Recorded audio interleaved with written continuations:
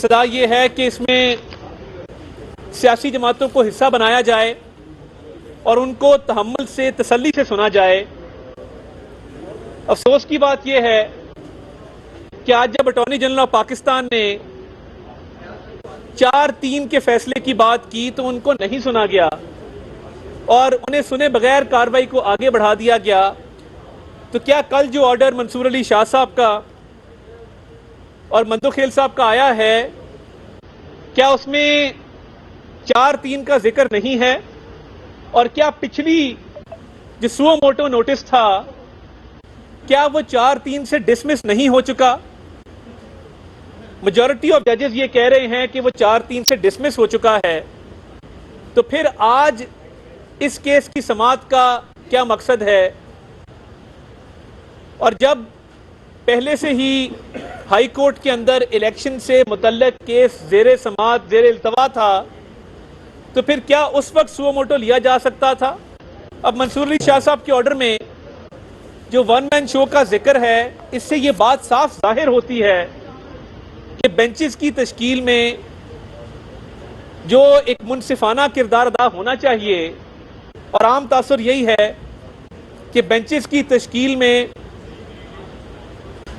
जो कानून के और एक फेयर प्ले के और जस्टिस के और इंसाफ के तकाजे हैं वो पूरे नहीं किए जा रहे।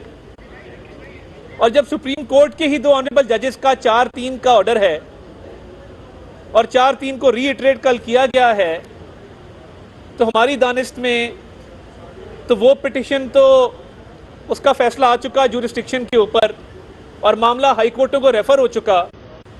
तो फिर आज एक ऐसे जज साहब जो ऑलरेडी रिक्यूज कर चुके थे, जाजुल एहसन साहब, वो इस बेंच का हिस्सा क्यों कर बने? और इस बेंच की कॉम्पोजिशन में सीनियर मोस्ट जजेस को क्यों नहीं बिठाया गया? और एक आईनी तशरीह के मामले पर, और आईनी तशरीह से ज्यादा एक नेशनल इंपॉर्टेंस के मामले पर क्या वजह है कि सुप्रीम कोर्ट फुल कोर्ट बनाने से कासिर और गुरेजा है? क्या चीफ जस्टिस साहब को इदारे की साख को बरकरार रखने के लिए, इदारे की डिग्निटी को बरकरार रखने के लिए, इंसाफ के तकाजे पूरे करने के लिए क्या फुल कोर्ट तश्कील नहीं देना चाहिए? क्या जब आइन की तशरीह हो तो क्या आइन की तशरीह हमेशा ऐसे होनी चाहिए जिस तरह 63A की तशरीह की गई? ये सारे कहां से जना?